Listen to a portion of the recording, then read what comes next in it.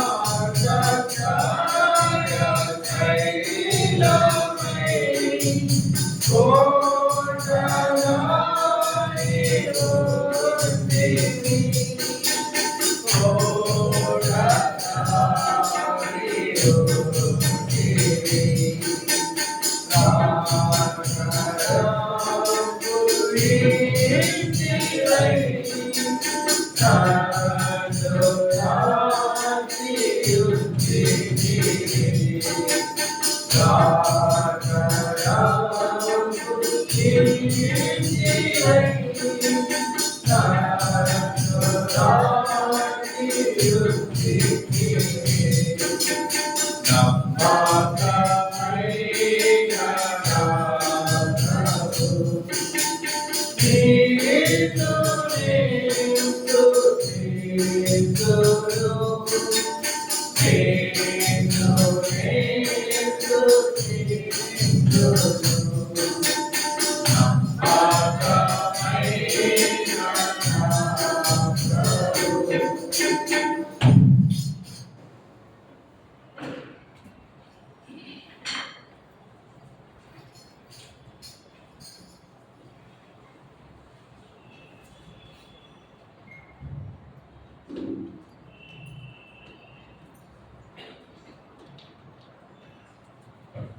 ఈ సమయంలో మన బైబిల్ ఎత్తి పట్టుకొని బైబిల్ పాడుతున్నాం.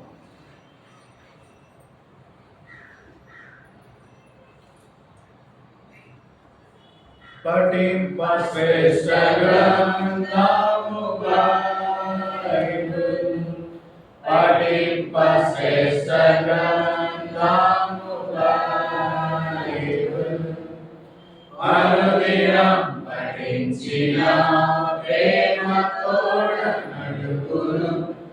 ఓ పఠింప శ్రేష్ఠ గ్రంథము Bible.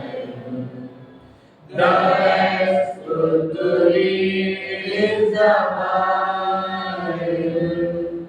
The best food to eat is the Bible.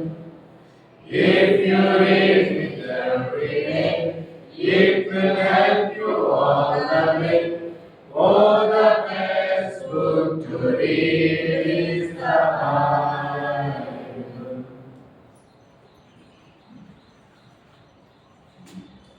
అపోస్తలుడైన పౌలు కొరింథీయులకు రాసిన మొదటి పత్రిక 11వ అధ్యాయం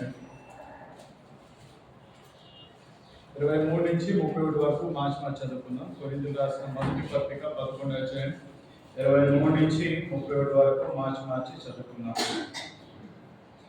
నేను మీకు అప్పగించిన దాన్ని ప్రభువును పొందితిని. ప్రభువైన యేసు తాను అప్పగింపబడిన రాత్రి ఒక రొట్టెను ఎత్తుకొని కృతజ్ఞతాస్తుతులు చెల్లించి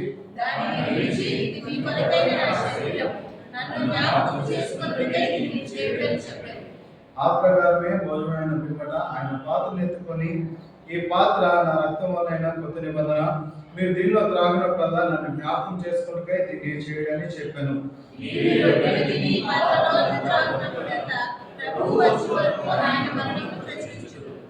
కాబట్టి ఎవడు అయోగ్యంగా ప్రభు యొక్క రొట్టెను తినను లేక ఆయన పాత్రలోనిది త్రాగను వాడు ప్రభు యొక్క శరీరం గురించి రక్తం గురించి అపరాధి అగును.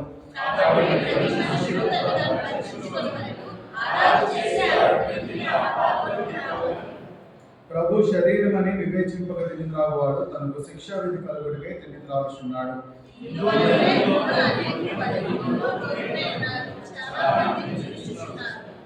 అయితే మనమే విమర్శించుకునే ఎడలా తీర్పు పొందకపోతుంది. ప్రార్థన చేసుకుందాం.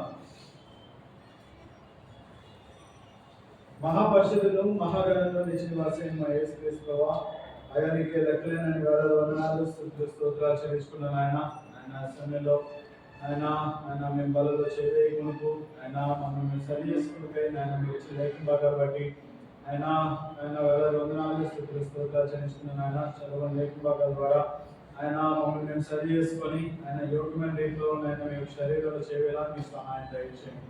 మీరే నడిపించండి. ఆయన వాడబడుతున్న జ్ఞాపకం చేసుకోండి. ఆయన మీ సిలుచట్టు మరుగుపరుచుకొని ఆయన మీరే నా నోట్లుండి ఆయన మీరే మాట్లాడి సహాయం దయచేయండి. యేసునామమున ప్రార్థిస్తున్నాం తండ్రి. అలాగే మొదటి సమూయేలు గ్రంథం 30వ అధ్యాయం 19వ వచనాన్ని అందరం కలిసి చదువుకుందాం. మొదటి సమూయేలు 30వ అధ్యాయం 19వ వచనాన్ని అందరం కలిపి చదువుకుందాం. కుమారులేమి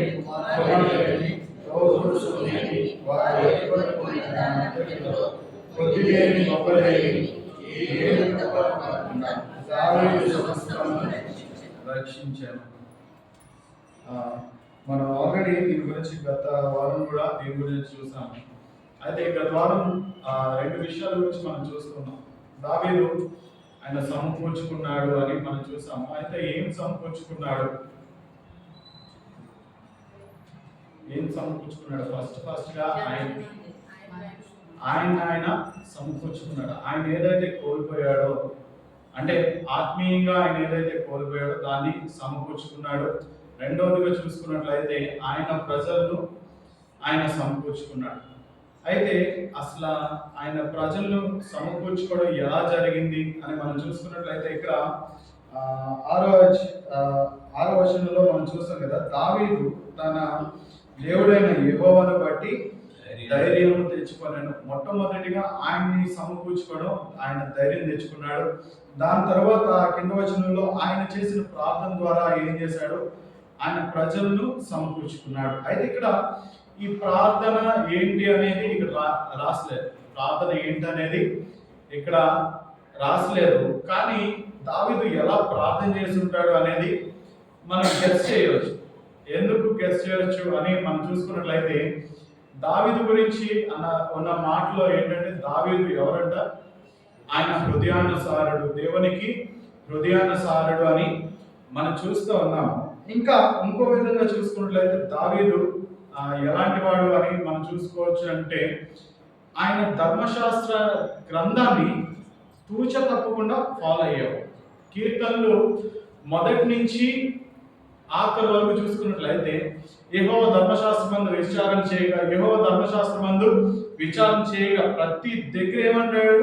యెహోవా ధర్మశాస్త్రమందు విచారణ చేయగా. ఒకసారి కీర్తనలు 119వ అధ్యాయం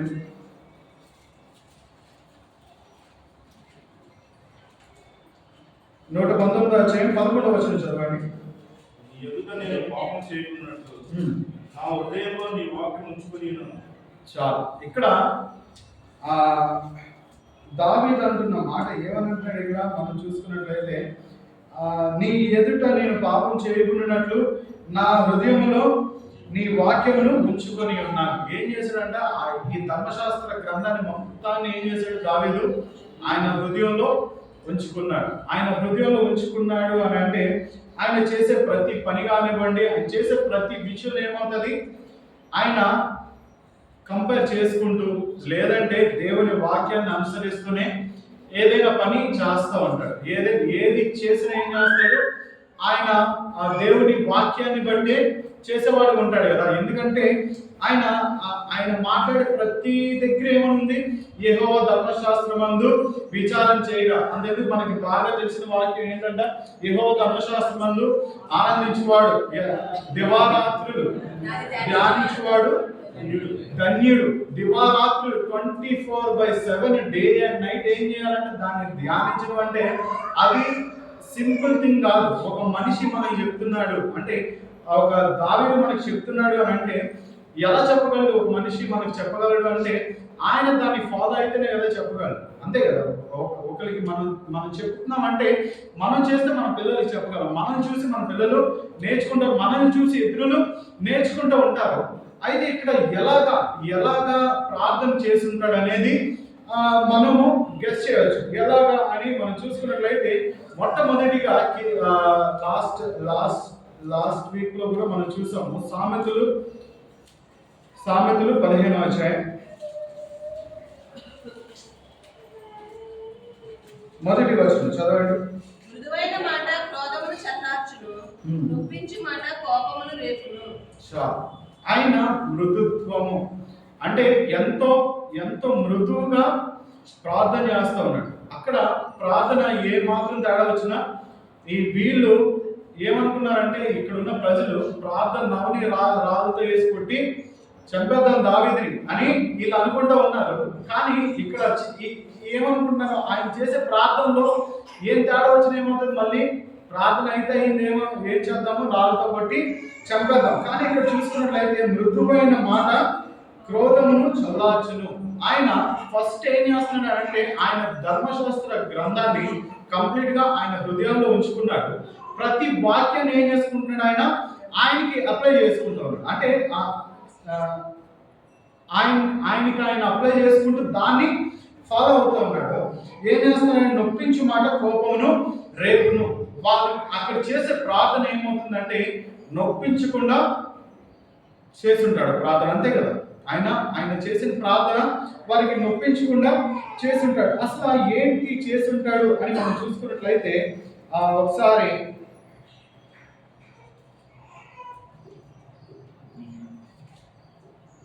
న్యాయాధిపతులు ఎక్కడి నుంచి ఆయన నేర్చుకుని ఉంటాడు అని మనం చూడవచ్చు. న్యాయాధిపతుల గ్రంథం 8వ అధ్యాయం మొదటి 3 వచనాలు చదవండి. గిద్యోనుతో, నీవు మా ఎడల చూపిన మర్యాద ఎత్తిది, విద్యార్థులతో యుద్ధం చేయడానికి నీవు పోయినప్పుడు మమ్ము నేలా పిలవలేదని చెప్పి అందులో కఠినంగా కలవరించి, అందుకతడు మీరు చేసినది ఎక్కడ, నేను చేసినది ఎక్కడ, అబీయెజరు ద్రాక్షకంలో కోత కంటే ఎఫ్రాయిములో పరిగే మంచిది కాదా? దేవుడు విద్యార్థుల అధిపతులైన ఓరేబును జేబును మీ చేతికి అప్పగించును, మీరు చేసినట్టు నేను చేయగలనా నేను. అతడు ఆ మాట అన్నప్పుడు అతని మీద వారి కోపం తగ్గిను.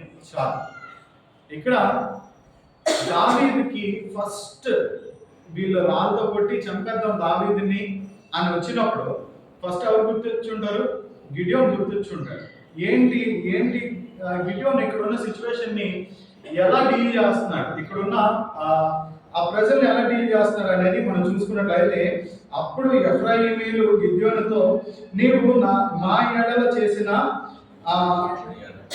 చూపిన మర్యాద ఎట్టిది, మిద్యానీయులతో యుద్ధము చేయుటకు నీవు పోయినప్పుడు మమ్మల్ని నేల పిలవలేదని చెప్పి అతనితో కఠినముగా కలిగించింది. కఠినముగా అంటే భయంకరంగా గొడవపడిపోతాము, తగువాడేద్దాం అని చెప్పేసి వీళ్ళు ఏం చేస్తున్నారు, ఎఫ్రాయిమీలు గిడియోన్ మీదకి వెళ్ళారు. ఎందుకు ఇక్కడ జరిగిన సిచ్యువేషన్ ఏంటి అని అంటే, గిడియోన్ మిద్యానీయుల మీదకి యుద్ధానికి వెళ్ళాడు. ఆ టైంలో ఏం చేయలేదు, ఈ ఎఫ్రాయిమీలు పిలవాలి. వీళ్ళందరూ ఏమైపోయారు, లాస్ట్లో యాడ్ అయ్యారు అనమాట. లాస్ట్లో యాడ్ అయ్యేసరికి వీళ్ళకి ఈ ఎఫ్రాయిమీలకి ఏంటంటే చాలా కోపం వచ్చింది. అసలు గిడియోన్ యుద్ధానికి వెళ్తున్నాడు, ఈ యుద్ధానికి వెళ్ళినప్పుడు మనల్ని పిలవచ్చు కదా, మనం అందరం కలిసి యుద్ధం చేసేవాళ్ళం కదా అని చెప్పి ఏమవుతుంది, వీళ్ళకి ఎంత కోపం వచ్చినప్పుడు అక్కడ గిద్యోను ఇస్తున్న సమాధానం ఏంటి, 2వ వచనం చదవండి. అందుకతడు, మీరు చేసినది ఎక్కడ, నేను చేసినది ఎక్కడ, అబీయెజరు ద్రాక్ష పండ్ల కోత కంటే ఎఫ్రాయిమీయుల పరిగె మంచిది కాదా? దేవుడు మిద్యానీయుల అధిపతులైన ఓరేబును జేయేబును మీ చేతికి అప్పగించెను. ఇక్కడ ఏమని చేస్తున్నాడు? ఇక్కడ ఆయన ఏమని సమాధానం ఇస్తున్నాడు గిడియోను అని మనం చూసుకున్నట్లయితే, అందుకతడు మీరు చేసినది ఎక్కడ, నేను చేసింది ఎక్కడ, మీరెక్కడ నేనెక్కడ అని చెప్పేసి, అంటే ఆయన ఏం చేసుకున్నాడు? ఆయన తగ్గించుకుంటూ ఉన్నాడు. ఆయన తగ్గించుకుంటూ ఉన్నాడు. ఇక్కడ ఈ దావీదు కూడా ఏం చేస్తుంటాడు? ఆయన ప్రార్థనలో ఆయన తగ్గించుకొని ఉంటాడు. ఎందుకు అని అంటే ఆయన యెహోవా ధర్మశాస్త్ర గ్రంథాన్ని ఖచ్చితంగా ఫాలో అయ్యాడు. కాబట్టి ఏం చేస్తున్నాడు? ఇక్కడ ఆయనకి వెంటనే గిడియోను గుర్తొచ్చి ఉంటాడు. అక్కడ ఆ గిడియోను ఆయన ప్రజలే ఆయన మీద తగువాడడానికి వచ్చినప్పుడు ఈ గిడియోను వార్త ఎలా డీల్ చేశాడు అనేది గుర్తొచ్చి ఏం చేస్తున్నాడు? ఆయన చేసిన ప్రార్థన తగ్గించుకుంటూ ఉన్నాడు. ఇక్కడ మనం చూసుకున్నట్లయితే ఏమంటున్నాడు? అబియాజరు ద్రాక్ష పండ్ల కోత కంటే ఆ ఎఫ్రాయిముల పరిగ మంచిది కాదా? ఇక్కడ ఈ అబియాజరు ద్రాక్ష పళ్ళు కంటే, అబియాజరు ద్రాక్ష పళ్ళు తీసుకెళ్ళాడు, కానీ అవన్నీ ఏమైపోయి పాడైపోయావు. కానీ ఈ పరిగ ఏర్కొన్న వాళ్ళ పరిస్థితి ఎలా ఉంది? అరే మీరు ఏర్కొన్నవన్నీ ఏం చేశారు? శ్రేష్టమైన ఏర్కొన్నారు కదా, అసలు నా మీద ఎందుకు మీకు అంత కోపం? మీరు ఏం చేశారు? మీరు పరిగ ఏర్కొన్నారు, కానీ మీరు ఏర్కొన్న ప్రతిదీ ఏంటంట? శ్రేష్టమైనది అని చెప్పి ఏం చేశాడు? తను తగ్గించుకొని ఏం చేశాడు? వాళ్ళని, తన ప్రజల్ని హెచ్చిస్తూ ఉన్నాడు. ఇంకా చూసుకున్నట్లయితే ఆయన ఏమంటున్నాడు? ఎఫ్రాయిములో దేవుడు మిద్యానీయుల అధిపతులైన ఓరేబును జేయేబును మీ చేతికి అప్పగించాను, మీరు చేసినట్లు నేను చేయగలనా? ఇక్కడ మనం చూసుకున్నట్లయితే దేవుడు మిద్యానీయుల అధిపతులైన ఓరేబును ఇంకా జయేబును మీ చేతికి అప్పగించెను. ఆ ఎఫ్రాయిములతో ఏమంటున్నాడు? ఆ మిద్యానీయుల ప్రజలు అధిపతి ఎవరైతే ఉన్నారో ఆ అధిపతిని ఏం చేశాడు? దేవుడు మీకు అప్పగించాడు. అంటే ఇప్పుడు ఫర్ ఎగ్జాంపుల్ ఒక యుద్ధానికి వెళ్ళారు అనుకుందాము. యుద్ధానికి వెళ్ళినప్పుడు అక్కడ ఒక మనిషి మామూలు సైనికులు ఎంతమంది అయినా చంపుకుండవచ్చు, కానీ దాంట్లో శ్రేష్టాధిపతులు అంటే వాళ్ళు చేసే యుద్ధంలో ఎంతో నైపుణ్యం కలిగిన వాళ్ళు, అంటే ఎక్స్పర్ట్స్ ఎవరైతే ఉంటారో, అంటే ఈ ఎలాగ కత్తి తిప్పాలి లేదా అవతల వాళ్ళని ఎలా హంట్ చేయాలి అనే ఎక్స్పర్ట్స్ ని చంపినవాడు కదా గ్రేట్. ఇక్కడ ఏం చేస్తున్నాడు గిడియోను? ఏం చేస్తున్నాడు? నేను ఎంతమందిని చంపితే ఏంటి, మీరేం చేశారు? ఆ యుద్ధంలో నైపుణ్యం కలిగిన వాళ్ళని చంపారు కదా. ఇక్కడ మనం చూస్తాం కదా, అధిపతులైన ఓరేబును జయేబును మీ చేతికి అప్పగించాను. అధిపతులు అంటే ఈ యుద్ధంలో ఎక్స్పర్ట్స్ ఎవరైతే ఉంటారో, ఈ సైన్యాన్ని డీల్ చేసే వాళ్ళు ఎవరైతే ఉంటారో వాళ్ళు మీరు చంపారు కదా అని చెప్పేసి ఏం చేస్తారు? అక్కడ గిడియోను వాళ్ళతో మాట్లాడినప్పుడు వెంటనే ఏమైపోయింది? అక్కడ వాళ్ళు ఆ సిచ్యువేషన్ ఎంతో, ఇక్కడ ఫస్ట్ మొదటి అధ్యాయంలో మనం చూసుకున్నట్లయితే కఠినముగా కలహించిరి అంటే ఇంత తప్పు ఆడవాళ్ళే వెళ్ళారు. ఈయన చెప్పిన ఒక్క మాట ఏమైపోయింది? ఆ సీనే మారిపోయింది. 3వ వచనం చదవండి. అతడు ఆ మాట అన్నప్పుడు అతని మీద వారి కోపము తగ్గింది. చాలు. ఇక్కడ మనం చూసుకున్నట్లయితే అతడు ఆ మాట అన్నప్పుడు అతని మీద వారి కోపము తగ్గాను. ఆ మాట ఎప్పుడైతే గిడియోను చెప్పాడో ఏమైతే వెంటనే వాళ్ళు కూల్ అయిపోయారు, కోపం తగ్గిపోయిందంట. 4వ వచనంలో మనం చూసుకున్నట్లయితే 4వ వచనం చదవండి.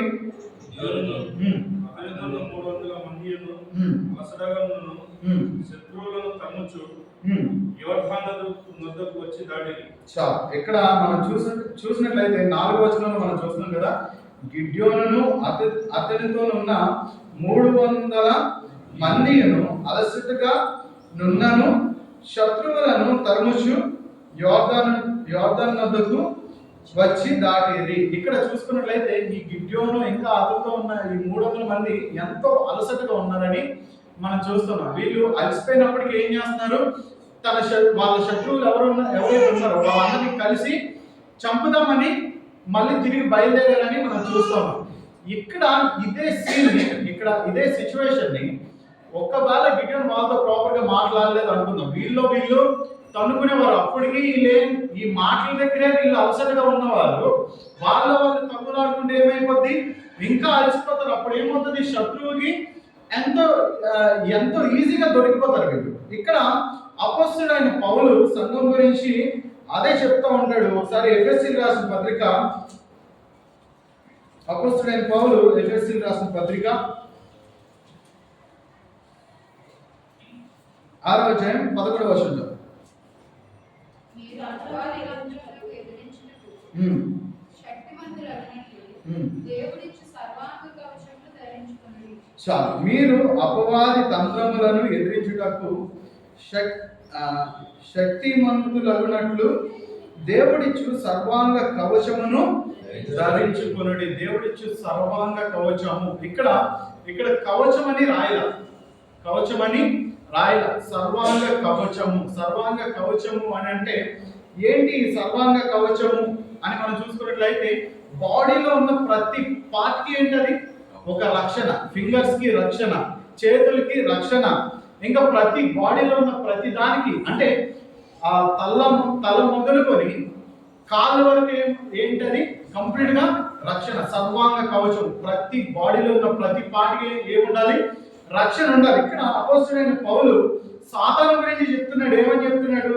మీరు అపవాది తంత్రములను ఎదిరించుటకు శక్తిమంతుడగునట్లు దేవుడిచ్చు సర్వాంగ కవచమును ధరించుకొనడి. దేవుడిచ్చు సర్వాంగ కవచమును సంఘమును బేస్ చేసుకొని ఒక మనిషికి చెప్తున్నాడంటే ఏంటి సర్వాంగ కవచము అంటే? సంఘంలో ఉన్న ఒక పాట ఉంటుంది కదా, సంఘంలో అంగముగా అంటే ప్రతి బాడీలో ఉన్న ప్రతి పార్ట్ అంటే ఎవరు కూడా చెదిరిపోకూడదు, ఎవరు కూడా పాడైపోకూడదు. సంఘం మొత్తం ఎలా ఉండాలంటే ఎంతో సెక్యూర్డ్ గా ఉండాలని చెప్పి అంటున్నాడు. ఇక్కడ చూసుకున్నట్లయితే గిడియోన్ గిడియోన్ ఆ సిచ్యువేషన్ లో వాళ్ళతో ఏమైనా తేడాగానే మాట్లాడారు అనుకుందాం.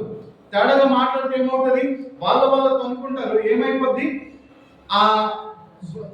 వాళ్ళతో అనుకొని ఉన్న వాళ్ళ కొంతమంది చనిపోతారు. మిగిలిన ఉన్న కొంతమందికి శత్రువులకి ఎంతసేపు? అంతే కదా, మిగిలిన ఉన్న తక్కువ మందికి శత్రువులు అటాక్ చేస్తే వాళ్ళకి ఎంతసేపు? ఇక్కడ కూడా ఆయన సంఘం గురించి ఈ మాట చెప్తా ఉన్నాడు. ఏమని చెప్తున్నాడు?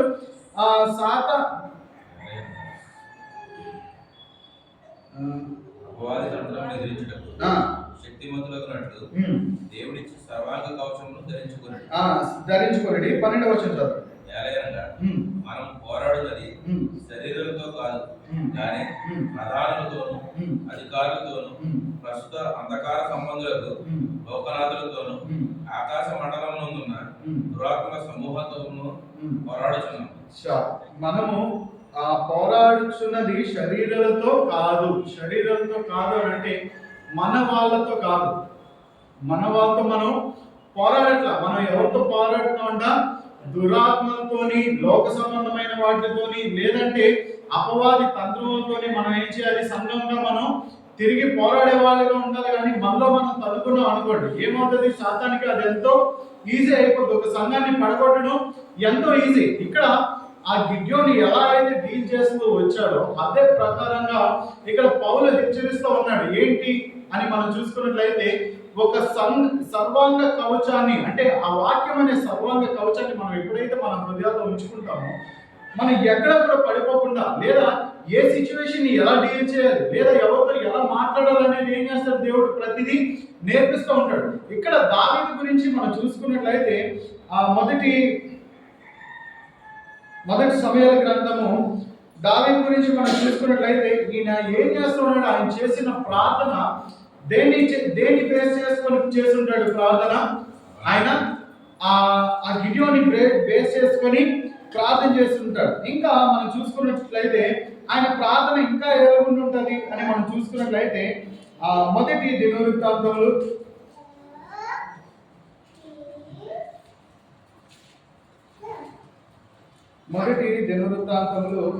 21వ అధ్యాయం 17వ వచనం చదవండి.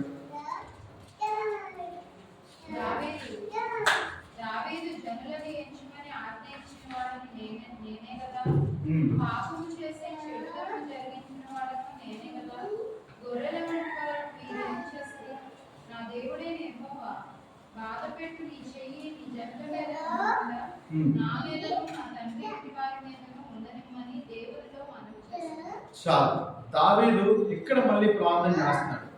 ఏమని ప్రార్థన చేస్తున్నాడు? ఇక్కడ సిచ్యువేషన్ ఏంటంటే ఈ వర్ణాల కళ్ళం దగ్గర ఆ దేవుడికి వ్యతిరేకంగా ఉన్న వాళ్ళని 70,000 మంది చనిపోతారు.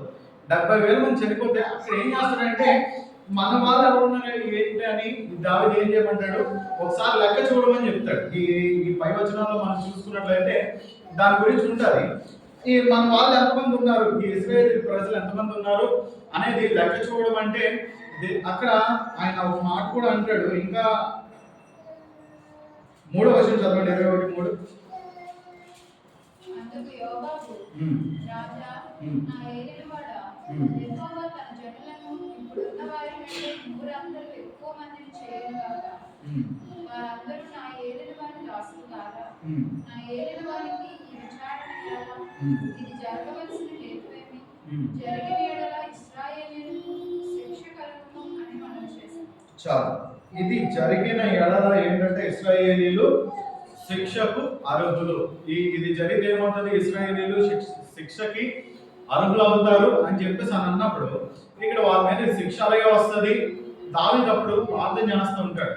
ఏమని ప్రార్థన చేస్తున్నాడు అని మనం చూసుకున్నట్లయితే, దావీదు జనులను ఎంచమని ఆజ్ఞ ఇచ్చిన వాడును నేనే కదా. దేవునికి ప్రార్థన చేస్తాను ఏమని, ఈ జనులని లెక్కించమని నేనే కదా ప్రభా, నేను నీకు నేనే అడిగాను కదా. ఇంకా చూసుకున్నట్లయితే పాపము చేసి చెడుతనమును జరిగించిన వాడును నేనే కదా. పాపం చేసి చెడుతనాన్ని జరిగించిన వాడిని కూడా ఎవరు? నేనే. ఇంకా చూసుకున్నట్లయితే గొర్రెల వంటి వారకు వీరేమి చేసిరి, నా దేవుడైన యెహోవా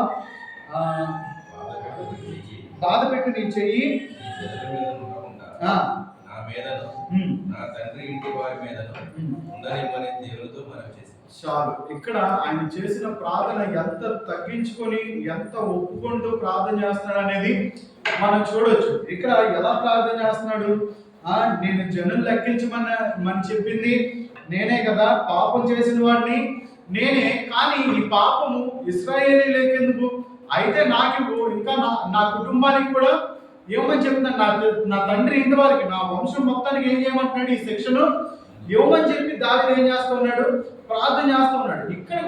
ఇక్కడ మొదటి సమయంలో మనం చూసుకున్నట్లయితే దావీదు ఇదే ఫార్ములాని ఏం చేస్తుంటాడు, ఆయన అప్లై చేసుకొని ప్రార్థన చేస్తుంటాడు కదా, అంతే కదా.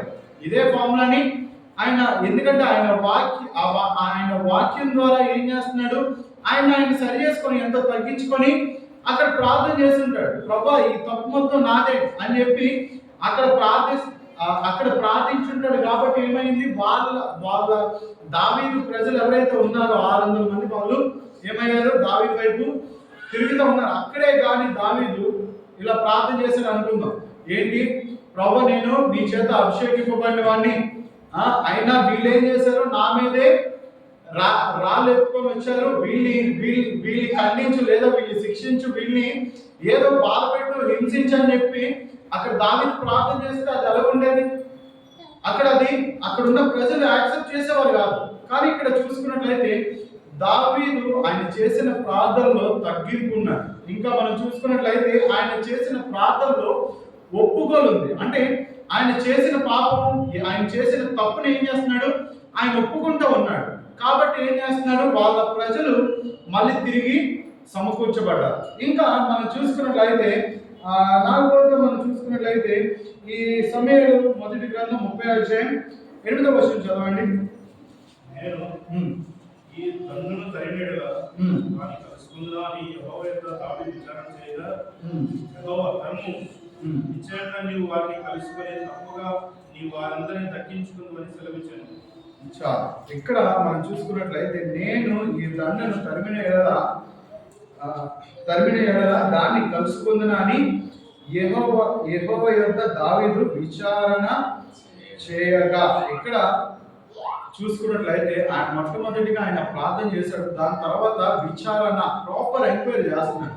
ఇప్పుడు మనం కొన్నిసార్లు ఏదైనా చెయ్యాలనుకున్నాం అంటే దాని గురించి ప్రతిదీ పిన్ టు పిన్ ఏం చేస్తూ ఉంటాము, ఎంక్వైరీ చేస్తుంటాం. ప్రాపర్ ఎంక్వైరీ లేకుండా మన లైఫ్లో ఏమవుతుంది, పెద్ద డెసిషన్ని మనం ఏం చేయలేము, తీసుకోలేదు, అంతే కదా.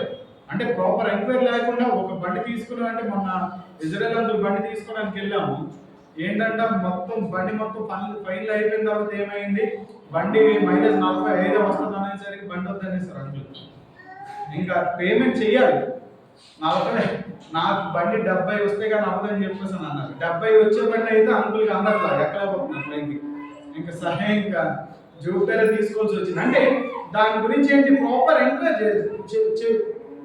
చేయడం అనేది కరెక్ట్. ఇక్కడ మనం చూసుకున్నట్లయితే దావీదు ఏం చేస్తున్నాడు, నేను ఈ దండను తరిమిన ఎడల దాన్ని కలుసుకొందునా అని యెహోవా యొద్ద దావీదు విచారణ చేయగా నేను ఒకవేళ ఈ అమాలేకీయుల్ని తరిమితే నేను ఆ ప్రజల్ని నేను కలుసుకోగలనా, నా ప్రజలు నేను కలుసుకోగలనా అని చెప్పి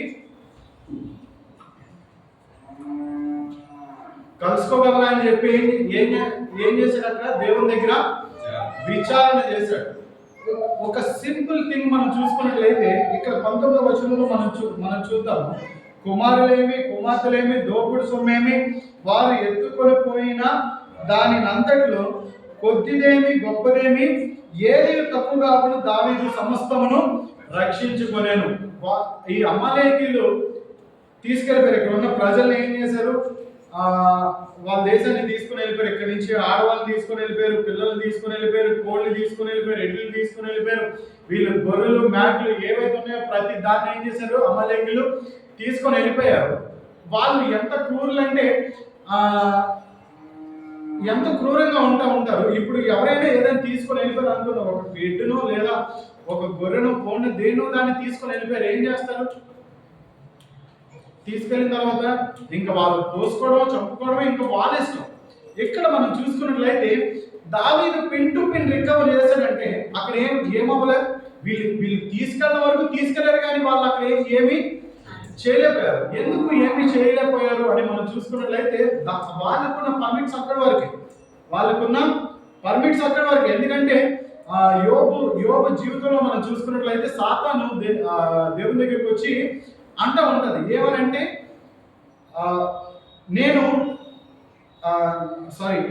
ఈ యోబు మిమ్మల్ని అంతగా ప్రేమిస్తున్నాడు కదా, అంతగా ఆరాధిస్తున్నాడు కదా, ఒకవేళ నేను యోబు జీవితంలో ఏమైనా చేస్తే ఏమవుతుంది, ఆ ఆరాధన ఉండదు, ఆ ప్రార్థన ఉండదు, నిన్ను ప్రేమించడు, నువ్వు అంటే ఇష్టం ఉండదు అని చెప్పేసి అని అంటాడు. అక్కడ ఆ సాతానికి ఇచ్చిన పర్మిట్స్ లో మళ్ళీ వచ్చి ఏం చేస్తాడు, నువ్వు ఆయన ఆశీర్వదిస్తున్నావు కాబట్టి ఆయన నిన్ను ఇంకా ఆరాధిస్తున్నాడు అని చెప్పేసి అంటే నువ్వు ఏది కావాలంటే అది చేసుకో, యోగును మాత్రం టచ్ చేయడానికి వీల్లేదు.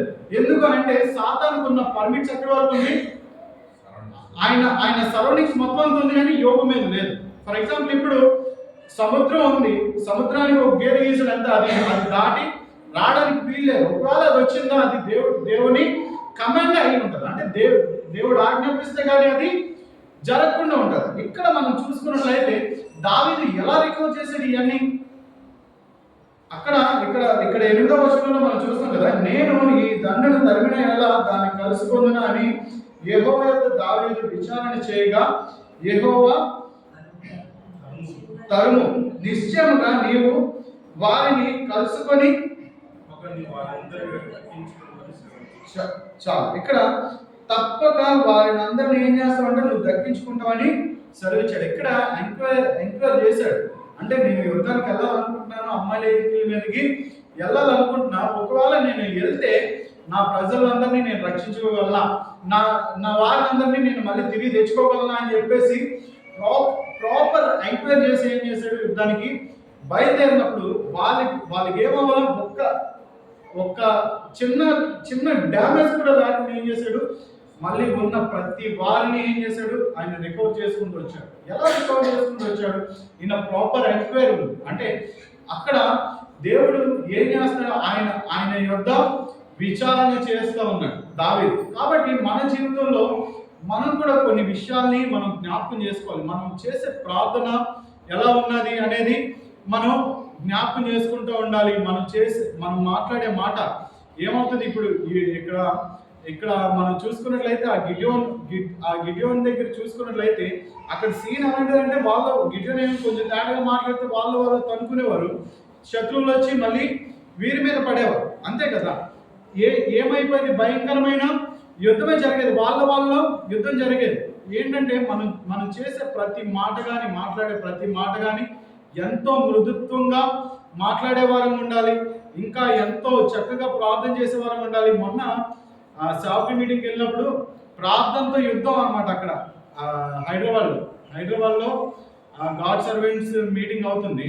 వాళ్ళు చేసే ప్రార్థన ఏంటంటే యుద్ధమే, మాటల యుద్ధం. వీళ్ళు ఏం చేస్తున్నారు, అసలు బూతులతోనే కొంతమంది ప్రార్థన, ఇది ఎవడి జాగిరి కాదు అని చెప్పేసి వాళ్ళు ప్రార్థన చేస్తున్నారు. అదేంటి, మళ్ళీ తిరిగి కలహాన్ని రేపే మాటలు. అంటే అందరూ సమకూడారు, అందరూ గ్యాదర్ అయ్యారు, అందరూ బాగానే జరుగుతూ ఉంది. వీళ్ళు చేసే ప్రార్థన అలా చేస్తే ఏమవుతుంది, మళ్ళీ వీళ్ళందరూ రియాక్ట్ అవుతారు కదా. మనం మాట్లాడే ప్రతి మాట కూడా ఎంతో మృదువుగా ఉండాలి. ఇంకా మనం చూసుకున్నట్లయితే ఒకసారి యాకోబు పత్రిక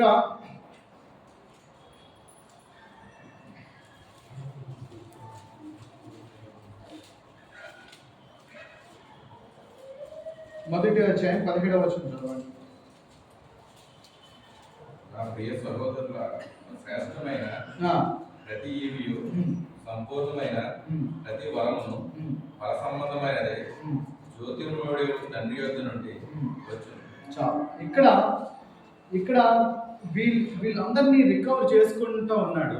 అది దేవుడు లేకుండా అక్కడ జరిగే పరిస్థితి లేదు. దావీదు జీవితంలో దేవుడు యాక్సెప్ట్ చేస్తే కానీ ఇక్కడ జరిగే పరిస్థితి లేదు. ఎందుకంటే దేవుడు అక్కడ ఆ అమలేకీలకి కమెంట్ చేయాల, అంటే వారిని మీరు టచ్ చేయొద్దు, మీరు తీసుకెళ్లారు కానీ వారిని మీరు టచ్ చేయొద్దు అని చెప్పడం బట్టే కదా ఆగుంటారు. వాళ్ళు తీసుకెళ్ళిన వాళ్ళు ఏం చేయాలి, తీసుకెళ్ళిన వాళ్ళు చంపేయాలి, లేదా పాడు చేయాలి, ఉన్న వాటిని తినేయాలి, లేదంటే ఇంకా వాళ్ళకి నచ్చింది చేసుకోవడానికి అక్కడ వాళ్ళకి అధికారం ఉంది. కానీ దావీదుతో ఇక్కడ చెప్తా ఉన్నాడు కదా, 8వ వచనం ఆఖరి లైన్లో చూసుకున్నట్లయితే నువ్వు వెళ్ళు ప్రతిదాన్ని తెచ్చుకుంటావు అని చెప్పేసి చెప్తూ ఉన్నాడు. అంటే దేవుడు ఏమని చెప్పుకుంటాడు వాళ్ళకి, మీరు వాళ్ళ మొక్కలు కూడా ముట్టడానికి వీలు లేదు. ఇక్కడ దావీదు రక్షించుకున్నాడని మనం చూస్తున్నాం కానీ అది దేవుడు అనుగ్రహిస్తే కానీ ఏమవలా దావీదుకి దక్కల. కాబట్టి మనం బలలో చేవేసే ముందుగా దీన్ని కూడా మనం జ్ఞాపకం చేసుకోవాలి. మనకు కలిగి ఉన్న ప్రతిదీ కూడా ఎక్కడి నుంచి వస్తుంది, దేవుడు అనుగ్రహిస్తేనే. కలిగి ఉన్న శ్రేష్టమైన ప్రతి ఈవి ఏంటంటే ఆయన ఇస్తే తప్పించి మనకు కలగల. మన చేతిలో నథింగ్ ఇంపాసిబుల్ అన్నమాట. ఇంకా మనం చూసుకున్నట్లయితే ఇక్కడ చివరిగా ఒకసారి 1 సమూయేలు గ్రంథం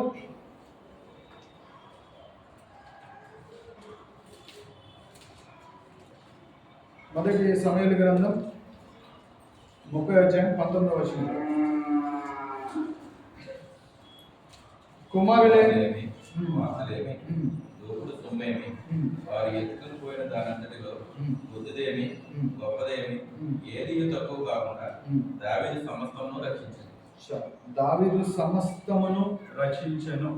ఎలా రక్షించుకున్నాడు, ప్రతిదీ ఎలా జరిగింది, అక్కడ 600 మంది ప్రజల్ని ఆయన ఎలా డీల్ చేయగలిగాడు అని అంటే కేవలం దేవుని వాక్యం ఏం చేస్తుందంట, ఇందాక మనం చూసాం కదా, ఆయన వాక్యము అగ్ని వంటిది, సుత్తి వంటిది, బండనైనా పగలగొట్టగలదు. ఎటువంటి సీన్ అయినా, ఎటువంటి సిచ్యువేషన్ అయినా ఏం చేయగలదు, అది డీల్ చేయగలదు. ఇక్కడ చూసుకున్నట్లయితే దావీదు ఆయన ధర్మశాస్త్రాన్ని గ్రంథాన్ని ఏం చేసుకున్నాడంట, ఆయన హృదయంలో పెట్టేసుకున్నాడు. ఒకసారి అది మళ్ళీ చదువుతాము. కీర్తనలు 119వ అధ్యాయం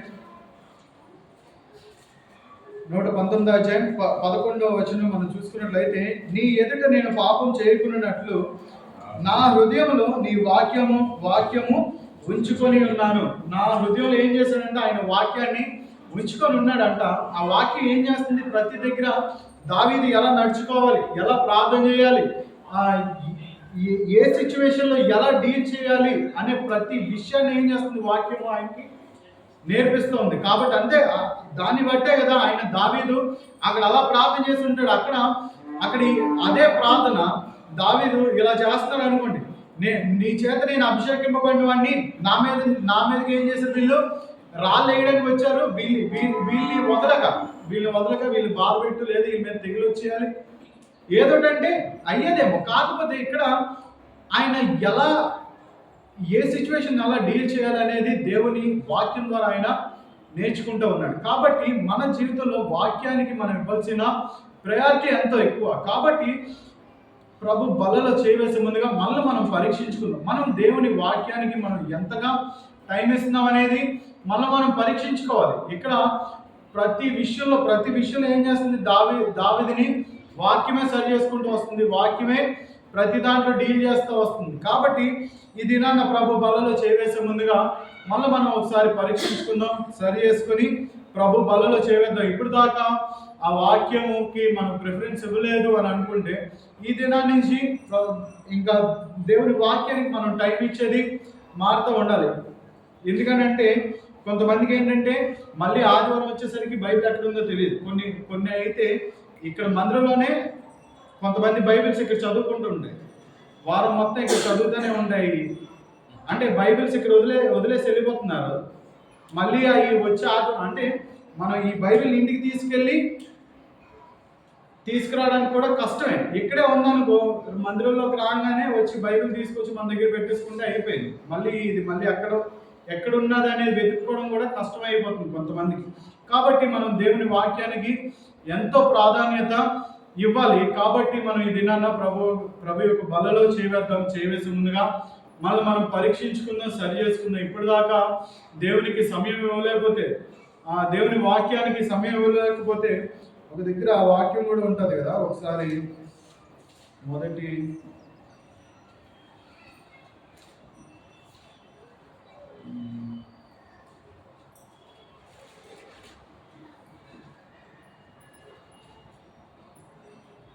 ఒక్క నిమిషం.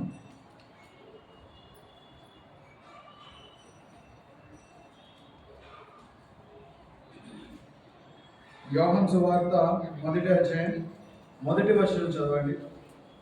ఆదియందు వాక్యము ఉండెను, వాక్యము దేవుని యొద్ద ఉండెను, వాక్యము దేవుడై ఉండెను. ఆదియందు వాక్యము ఉండెను, వాక్యము దేవుని యొద్ద ఉండెను, వాక్యమే దేవుడై ఉండెను. వాక్యం ఏమై ఉందంట? దేవుడై ఉండి. వాక్యాన్ని నిర్లక్ష్యం చేస్తే మనం ఎవరిని నిర్లక్ష్యం చేసినట్లు? దేవుడిని నిర్లక్ష్యం చేసినట్లు కదా. కాబట్టి మనం వాక్యాన్ని ఎప్పుడు కూడా మనం చదువుకుంటూ ఉండాలి. వాక్యం మనతో ఖచ్చితంగా మాట్లాడుతూ ఉంటుంది. మనం ప్రార్థన చేయడం ఏంటంటే మనం దేవునితో మాట్లాడటము. దేవుడు మనతో మాట్లాడాలంటే మనం ఖచ్చితంగా వాక్యం చదవాలి. బైబిల్ చదివితే ఏం చేస్తుంటాడు, దేవుడు అనేక విషయాల్లో మనతో మాట్లాడుతూ ఉంటాడు. మనం సరి చేసుకోవాల్సింది ఏంటి, మనకున్న అంతెందుకు మనకి ఈరోజు పరిస్థితి ఏంటి అనేది దేవుడికి ముందుగానే తెలిసి ఏం చేస్తాడు, దాని మీద వాగ్దానం ఇస్తాడు. ఇది ఖచ్చితంగా మనం దేవుల్లో ఉండి, లేదంటే ఆయన వాక్యాన్ని మనం ఖచ్చితంగా చదివితే ఏం చేస్తాడంటే మనం ఈరోజు చేయబోయే పనిలో మనం సక్సెస్ ఉంటామా లేదా అనే విషయం కూడా మనకి దేవుడు ముందుగానే తెలియజేస్తాడు. కాబట్టి ఈ వాక్యాన్ని మనం ఎంతగానో ప్రేమించే వారంగా ఉండాలి. వాక్యాన్ని ప్రేమిస్తే దేవుడిని ప్రేమించినట్టే. ఇక్కడ మనం చూస్తాం కదా, ఆదియందు వాక్యం ఉండెను, వాక్యం దేవుని యొద్ద ఉండెను, వాక్యమే దేవుడై ఉండెను. మనం వాక్యాన్ని నిర్లక్ష్యం చేస్తే దేవుణ్ణి నిర్లక్ష్యం చేసినట్లు. కాబట్టి ఈ దినాన ప్రభు బలలో చేయవేసే ముందుగా మనం పరీక్షించుకొని సరి చేసుకొని ప్రభు బలలో చేయవేద్దాం. దేవుడి వాక్యం దీవించును గాక.